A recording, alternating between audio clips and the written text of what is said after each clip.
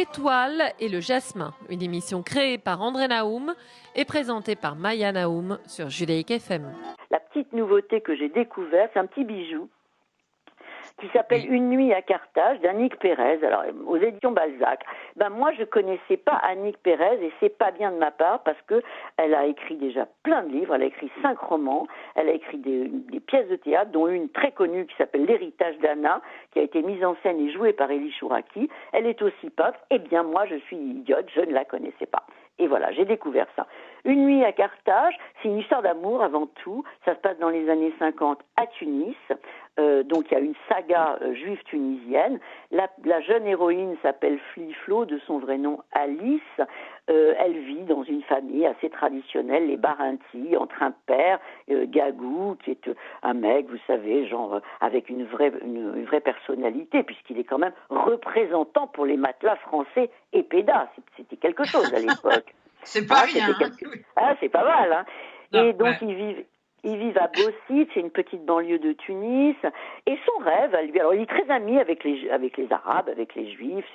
Voilà. Même le B de Tunis est son ami. Et Bourguiba viendra faire une apparition au mariage de son fils. Vous voyez, c'est quand même un mec pas mal.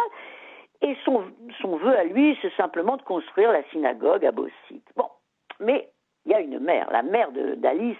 C'est pas le même genre. Elle a perdu 6 enfants sur 12. Elle est en deuil permanent, perpétuel. Elle couvre ses enfants jusqu'à la possession. Elle n'a pas d'amis. Elle ne vit que comme ça pour couver ses enfants. Et les frères et sœurs d'Alice, écoutez, c'est une famille traditionnelle juive tunisienne de l'époque.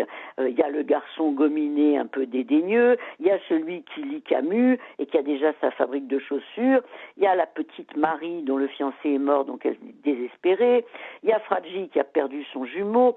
Il y a Frida. Enfin, voilà, la famille classique des juifs tunisiens. Mais à côté d'eux, viennent s'installer la famille les Samama. Alors les Samama, ils ne leur ressemblent en rien. Autre famille typique des juifs tunisiens.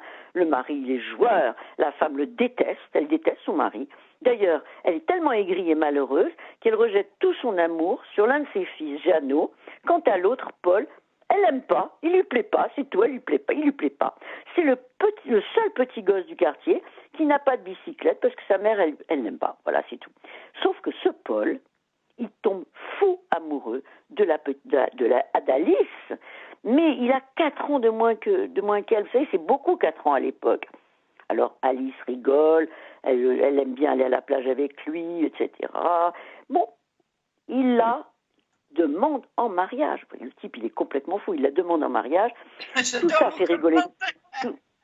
Tout ça fait rigoler tout le monde. Non mais attendez, arrive à ce moment-là un garçon d'Israël, Neldo Catan. Il est beau, il est jeune, on pense à Paul Newman, vous savez, dans Exodus. Bon. Oui, exactement. Vous êtes d'accord. Et oui, il vient qu'est-ce qu'il vient faire ce Neldo? Il vient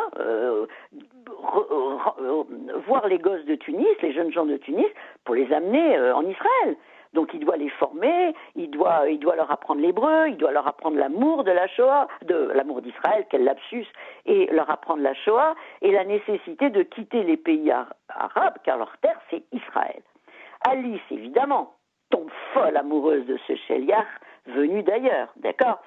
Et le Sheliach, pour ceux qui ne savent pas ce que ça veut dire, c'est l'envoyé d'Israël, l'envoyé de l'agence juive pour ramener les populations juives en Israël. Voilà, on les appelait les Sheliach. Évidemment, elle tombe folle amoureuse de ce très beau mec. Lui, Neldo, tombe fou amoureux de cette très jolie juive tunisienne. Et le soir venu, la fête va être prête, etc., pour qu'il vienne demander sa main à ses parents. Le rendez-vous est pris, le dîner d'accueil est prêt, et qu'est-ce qui se passe? Neldo ne vient pas. C'est un choc atténué par la venue de son copain Saül, son bras droit, qui vient expliquer que Neldo a dû rentrer en urgence en Israël, qu'il fait partie du Mossad, il explique ça au père, et quand le Mossad ordonne, on obéit. Mais ceci dit, il remet une lettre à Alice, où Neldo lui répète son amour, et en lui promettant de lui envoyer d'ici 1 mois une lettre qui lui donnera toutes les instructions pour qu'elle le rejoigne en Israël. Alice va attendre cette lettre des mois et des mois, elle est au fond du trou, et de guerre lasse, la lettre n'arrivant pas, elle accepte d'épouser Paul, vous vous rendez compte, le jeune Paul. Eh bien, c'est ça l'histoire qu'elle va raconter aussi, qui est l'histoire apparemment de ses parents, à Annick. Ils auront 2 filles et ils quitteront la Tunisie comme tout le monde dans l'urgence aux événements de Bizerte. Et sur cette histoire d'amour, je n'en dirai pas plus parce qu'il faut le lire. Ce récit est surprenant sur l'histoire d'amour qui va se passer jusqu'à la fin. Alors, vous savez, Lise, il y a plusieurs niveaux de lecture. Si j'ai aimé ce livre, et vous savez comme je suis très difficile dans mes lectures. Bien sûr. Si j'ai aimé ce livre, c'est qu'il y a plusieurs niveaux de lecture. Alors, il y a d'abord un tableau très juste des familles juives de Tunis dans les années 50. Il y a tout. Hein. Il y a le jasmin, il y a le bougainvillier, il y a les mariages avec Raoul Journeau, il y a la mère, il y a les névroses totales, parce qu'évidemment, les juifs tunisiens sont fous, tout le monde le sait, c'est pas très grave. Hein. Sympathique fou. Vous êtes d'accord? Il n'y a pas que, Maya. Il n'y a pas que, vous êtes d'accord, il n'y a pas que. Non, mais moi, nous, les juifs tunisiens, on prend notre part de folie. Hein. Bon. Bon, alors ça, c'est vrai que... Et c'est un tour de force de la part d'Annick Pérez, parce que, vous savez, ce monde, elle ne l'a jamais connu. Elle avait 2 ans quand elle est partie de Tunis avec ses parents. C'est une des 2 petites filles donc de ce couple. Et elle avait 2 ans, donc c'est un tour de force d'écrivain de décrire ce monde avec beaucoup de justesse. Vous voyez, oui, c'est une très grande justesse et c'est un vrai écrivain, quoi. Alors, il y a un autre niveau de lecture sur lequel j'aimerais insister dans le récit d'Annick Pérez, c'est le lien que les Juifs tunisiens entretenaient avec Israël à l'époque. Vous voyez, dans les années 50, parce que le pays venait à peine d'exister. Israël, c'était vraiment un très jeune pays. Et si les Thunes, comme on dit, étaient très attachés, très fiers de l'existence d'Israël, pour la plupart, hein, peut-être pas pour les communistes, mais pour la plupart, ils étaient très fiers. L'idée d'y aller, d'y vivre en Israël était très loin, voire inexistante, parce que l'histoire n'avait pas encore fait sauter les derniers verrous entre juifs et arabes. Vous savez, ces dernières illusions, en tout cas, d'une vie commune, harmonieuse en terre arabe. Et dans une nuit à Carthage, quand Neldo débarque en Sabra, vous voyez, victorieux, fier de son pays, avec toute la force et l'enthousiasme d'un jeune Israélien, et athée en plus, athée, il raconte l'invention d'une nouvelle société, loin des archaïsmes et des superstitions, vous voyez, très loin de ce que pouvait être à l'époque la Tunisie juive. Alors face au père d'Alice, qui se sent encore très tunisien, juif arabe, on disait, vous voyez, il y a un fossé. Et je ne parle pas de la mère d'Alice dont je vous ai parlé tout à l'heure, très possessive, elle s'appelle Tita, elle va jusqu'à haïr ce Neldo qui veut enlever sa fille pour la faire vivre loin d'elle. Et pour moi, je vais vous dire Lise, les pages entre Neldo et les parents sont les plus belles du livre. Tout est là. La naïveté du père, à croire que rien ne bougera en Tunisie, puisque Bourguiba est passé au mariage de leur fille, vous voyez. À l'hystérie de la mère. Ah oui, à l'hystérie de la mère, qui fait une fausse crise cardiaque et qui dit à Nello qu'il va s'approcher de sa fille, elle va mourir, quoi, ça c'est tout. Donc, si vous voulez, c'est vrai que... Et alors, la fille elle-même, Alice elle-même, elle est révulsée de voir que Neldo fait un barbecue à Shabbat. Et elle lui dit cette phrase incroyable, qu'est-ce qu'il y a, tu veux tuer le peuple juif? Vous voyez, on est très loin entre Israël et la Tunisie juive, il y a un fossé.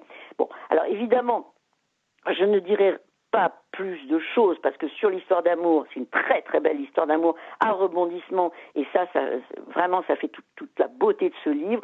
Sur l'histoire entre les Juifs tunisiens et Israël et comment ça se passe. Vous savez, je veux citer le kibbutz Revadim qui a été fait par les Tunisiens à l'époque. Bien sûr. Oui. Et je voudrais aller, si vous me permettez, je vais signaler le livre qui s'appelle Les Tunisraéliens, les Juifs tunisiens en Israël, qui a été préfacé par notre cher ami Claude Sidbon. Et ce livre est de Nava Yardeni, on le trouve assez facilement, ça s'appelle Les Tunisraéliens. Et c'est la thèse de Nava Yardeni sur justement les Tunisiens en Israël et comment ils ont construit, entre autres, Regavim, vous voyez. Et je pense que c'est très important pour nous de rappeler tout ça, parce qu'on dit toujours, ouais, mais les Juifs tunisiens, ils sont arrivés très tard. Non, il y a une vraie histoire entre les Juifs tunisiens et Israël dans les années 50. Voilà. Donc je rappelle que ça s'appelle Une nuit à Carthage, c'est Annick Pérez, c'est aux éditions Balzac et ça paraît dans une semaine, le 9 octobre. Donc attendez pour l'acheter, mais achetez ce livre, c'est vachement bien. Alors, Maya Naoum, on va devoir se quitter. Juste, moi je donne un mot procurez-vous la revue du CRIF également. Absolument. Sur les Juifs tunisiens. On n'a pas le temps d'en parler Absolument. ce matin, mais ça fera l'objet d'une prochaine émission. Peut-être dans 15 jours, on parlera aussi de la Corse. Bref, on vous donne rendez-vous dans 2 semaines. Et en attendant, on vous souhaite d'excellentes fêtes, Maya, et merci et bravo pour votre enthousiasme. Merci à vous, à toute l'équipe. Je vous embrasse et Shana Tova. Merci.